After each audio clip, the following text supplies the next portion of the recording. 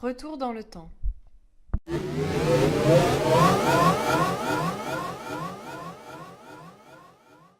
Novembre dernier, j'étais en Italie, à Pietrapaola, un village en Calabre, chez Daniel et Andrea, deux amis qui créent un centre d'art contemporain. Le 9 novembre au matin, je les rejoins pour prendre le café. Ils m'annoncent la triste nouvelle. Trump est président. D'abord, je n'y crois pas. Je vérifie sur le smartphone de Daniel. Non! Les États-Unis ont élu ce businessman misogyne qui a fait sa campagne sur Facebook et Twitter. Un pas de plus du capitalisme. Daniel me dit: Nous en Italie on connaît, on a déjà eu Berlusconi. ce président conservateur, défenseur de ses propres intérêts. Par contre, vous en France, cette année, attention à Marine. Le soir même, dans mon lit, j'essaye de me rassurer. L'élection de Trump n'est peut-être pas une si mauvaise chose. Les gens sentent que quelque chose ne tourne pas rond dans ce monde, ils se posent des questions. Jusque-là, c'est positif. Et du coup, ils choisissent d'élire quelqu'un qui n'a pas l'air comme les autres politiques. En votant pour Trump, ils votent contre la politique traditionnelle. Bon, c'est pas terrible. Mais en mon fort intérieur, je me dis qu'il est tellement radical qu'il arrivera peut-être à dégoûter les États-Unis du capitalisme. Ouais, allez, dodo. Quelques semaines plus tard, nous repartons de Calabre pour aller en Sicile. Ah oui, ce que je ne vous ai pas dit, c'est qu'avec Maxime, nous faisons un tour d'Italie en stop. Le stop, parfois, c'est long. Mais ça nous permet de rencontrer plein de gens différents. On en vient souvent à parler politique. Voilà ce que ça donne. En Italie, la seule chose qui va pas, c'est la politique. Le Sud est complètement abandonné. Les politiques mangent tout. Il ne nous reste que les miettes. Politica sporca! Politica di merda! En creusant un peu, la politique italienne enchaîne depuis les 30 dernières années les scandales sur la corruption. Les Italiens votent peu, se sentent mal représentés. Dans les voitures, en discutant avec eux, un mouvement contestataire semble leur plaire. Le mouvement 5 étoiles. C'est notre seul espoir. Sans eux, l'Italie est foutue. Je suis pour! Du coup, on s'y est intéressé. Le mouvement 5 étoiles n'est pas un parti. Il a été créé par Beppe Grillo en 2009. Les représentants du mouvement sont des citoyens normaux et non des hommes politiques ayant fait de longues études.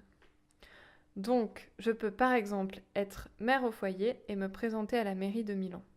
Le mouvement encourage les citoyens à donner leur avis et même à faire des propositions de loi. Concrètement, il suffit de s'inscrire sur leur site et d'interagir via une plateforme sur Internet. Bref, leur but est d'être au plus proche de ce que pense le peuple, de rendre le vote hyper accessible via le net. Le mouvement 5 étoiles draine des idées de tout horizon, ce qui lui donne une image un peu fourre-tout. Il est notamment mal compris par les médias étrangers, car son image est floue et il est qualifié d'ovni politique. Le succès de ce mouvement est surtout dû à son opposition contre la politique italienne actuelle, et il la décrédibilise. Tiens, ça me fait penser à quelqu'un. Trump, pas d'études politiques, interaction via Internet, provocation sur le système traditionnel. L'un comme l'autre décrédibilise le système en place pour s'attirer les votes des déçus. Sauf que derrière, il ne propose pas les mêmes choses. Je disais donc, c'est le côté contestataire du mouvement 5 étoiles qui rassemble autant les Italiens. C'est là que ça m'inquiète. En fait, ça me rappelle une anecdote que j'ai vécue dans la ZAD, la zone à défendre, de Notre-Dame-des-Landes, en France. Je discutais avec un type qui m'a dit: Avant, quand il y avait les flics, on avait tous un ennemi commun. On se tapait pas les uns sur les autres. Mais depuis qu'ils sont partis, les gens sont moins soudés. Vivement que les flics reviennent. Voilà ce que donne la lutte contre quelque chose, ou contre quelqu'un. Dès qu'il n'y a plus d'ennemis communs, tout s'effondre. Heureusement, à Notre-Dame-des-Landes, la lutte n'est pas seulement contre l'aéroport, mais surtout pour une vie meilleure. Si j'ai bien compris, basée sur le partage, l'entraide, le troc, la réflexion collective, selon moi, c'est ce qui fait la force de cette lutte. Et c'est ce qui fait aussi qu'elle continue depuis des années. Revenons un peu à notre sujet. Alors, pourquoi lutte le mouvement 5 étoiles ? Ce qui lie le mouvement, c'est ses valeurs, divisées en 5 étoiles. L'environnement, la sécurité, le logement, le travail et la culture.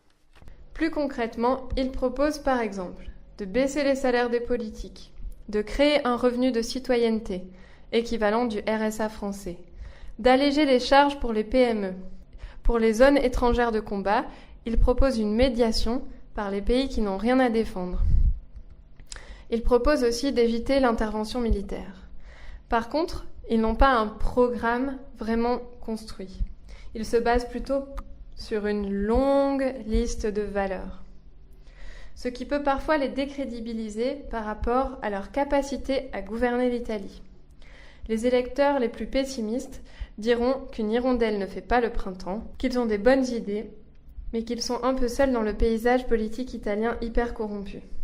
D'autre part, ils ont un vrai soutien populaire, avec déjà des places au Parlement, dans les mairies, notamment à Rome et à Turin. Pour l'instant, ils semblent respecter leurs engagements, ce qui augmente leur popularité. Le mouvement est jeune et peut encore évoluer de bien des manières. On espère qu'il restera dans le bon. Qu'est-ce que l'Italie a à perdre en votant pour un mouvement novateur ? En 2018 ou avant, l'Italie votera pour un nouveau gouvernement. Le mouvement 5 étoiles est pour une grande partie des Italiens un espoir. Je rêve avec eux. En France, nous votons cette année. Et quand on voit la liste des partis, on se dit que nous non plus, on n'a pas grand-chose à perdre. N'attendons pas les Berlusconi, les Trump ou les Marine Le Pen pour créer des alternatives aussi alléchantes que le mouvement 5 étoiles.